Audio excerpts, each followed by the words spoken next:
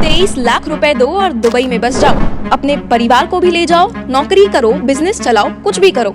और टैक्स, अरे उसकी चिंता मत करो। जी हाँ, एक ऐसी न्यूज वायरल हो रही है जिसमें ये बताया गया है कि संयुक्त अरब अमीरात ने एक नया nomination based golden visa program launch किया है और इसी खबर ने भारतीयों में हलचल मचा दी है। गोल्डन वीजा का नाम सुनते ही सबसे पहला सवाल ये उठेगा कि आखिर ये गोल्डन वीजा है क्या, इसमें अप्लाई करने के लिए एलिजिबिलिटी क्या है, किस किस को गोल्डन वीजा मिल सकता है, इसके क्या फायदे होंगे, क्या इतनी महंगाई और टैक्स के बोझ से परेशान होकर हम भारतीयों के लिए ये गोल्डन अपॉर्चुनिटी है या भारत को लूटने की एक चाल।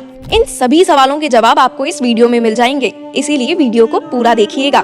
तो सबसे पहले हम आपको बताते हैं कि आखिर ये संयुक्त अरब अमीरात का गोल्डन वीजा क्या है। यूएई का गोल्डन वीजा एक लॉन्ग टर्म रेसिडेंस वीजा है। ये पहले बिजनेस पर्सन, साइंटिस्ट, डॉक्टर्स या स्पोर्ट्स पर्सन के लिए था, लेकिन अब एक नॉमिनेशन बेस्ड गोल्डन वीजा भी लॉन्च किया गया है, जिसमें आप 23 लाख रुपए तक इन्वेस्ट कर सकते हैं और दुबई में अपनी जगह बना सकते हैं। इसमें 10 साल तक रहना, काम करना, अपना बिजनेस चलाना और फैमिली को स्पॉन्सर करना सब कुछ अलाउड है। हर 10 साल में आपको इसे रिन्यू करवाना पड़ेगा। ये सिर्फ एक वीजा नहीं है, ये एक लाइफ टाइम प्रॉमिस है।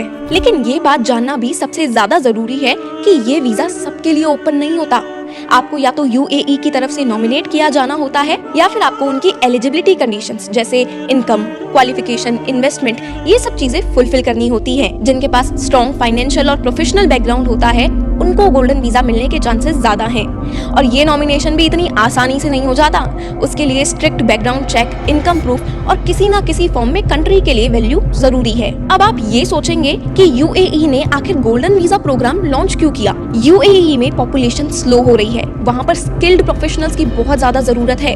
दुबई ने ये सोचा कि अगर हम ग्लोबल टैलेंट को अट्रैक्ट करेंगे, specially India, Pakistan, Bangladesh, Philippines जैसे देशों से, तो यहाँ पर इकोनॉमी और रियल एस्टेट को बूस्ट करने के चांसेस ज्यादा बढ़ सकते हैं। मोटा मोटा ये है कि दुबई खुद को ग्लोबल बिजनेस हब बनाना चाहता है। अब आप सोचिए, जब दुनिया भर के प्रोफेशनल्स यूरोप और अमेरिका को छोड़कर दुबई जाने लगे तो समझ जाइए प्लान काम कर रहा है। अगर कोई भी गोल्डन वीजा के लिए अप्लाई करता है तो वो एक हाई अर्निंग प्रोफेशनल होना चाहिए, जैसे artist, YouTubers, influencers, businessman, investors, doctors, athletes, students and IT experts.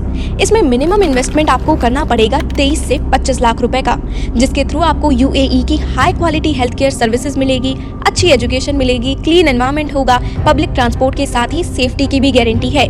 और सबसे बड़ी बात पता है क्या? No income tax. बस आपको ये देखना होगा कि आप इन एलिजिबिलिटी को मीट करते हो या नहीं। यूएई जिसे भी वर्थी समझता है वो उसे वीजा देता है। यानी आप काम करें, कमाएं और सरकार सिर्फ आपको थैंक यू बोलेगी, टैक्स की स्लिप नहीं देगी।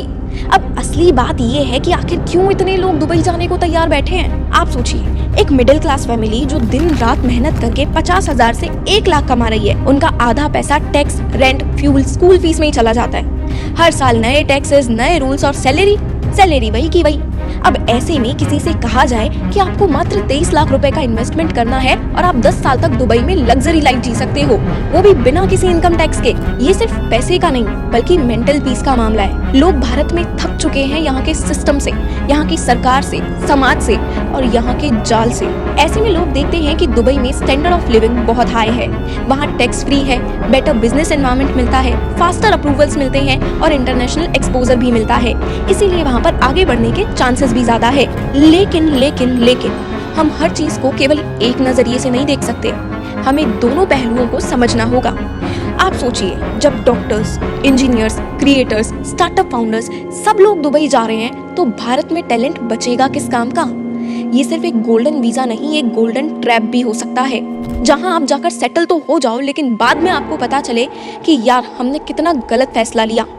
यूएई चाहता है कि दुनिया भर का टैलेंट उसके पास आए और भारत इस रेस में केवल दे ही दे रहा है, ले कुछ नहीं पा रहा। सरकार स्कीम्स तो लाती है लेकिन जमीन पर जो व्यक्ति स्ट्रेस में है उसके लिए कुछ नहीं बदला। जो काबिल है वो इंडिया में जी ही नहीं पा रहा है, बस जैसे तैसे सरवाइव कर रहा है। ये दुबई की एक साइलेंट चाल हो सकती है जिसमें वो इंडिया के यूथ को, यहाँ के प्रोफेशनल्स को अपने देश में ले जाकर वहाँ की इकोनॉमी को बूस्ट करके टॉप रैंक में आना चाहता हो।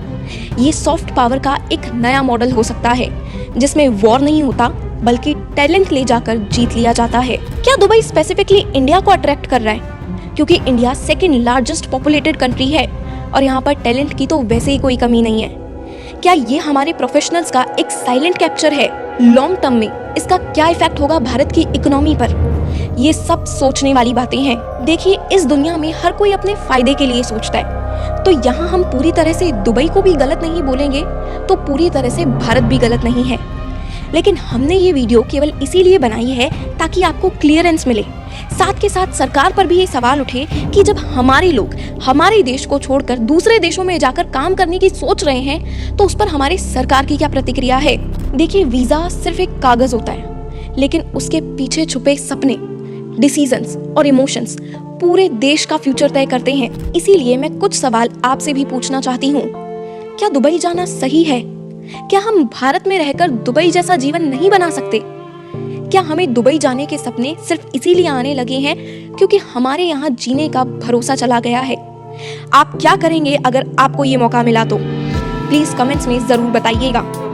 मैं आपसे मिलती हूँ अगले वीडियो में एक और नए मुद्दे के साथ। जय हिंद।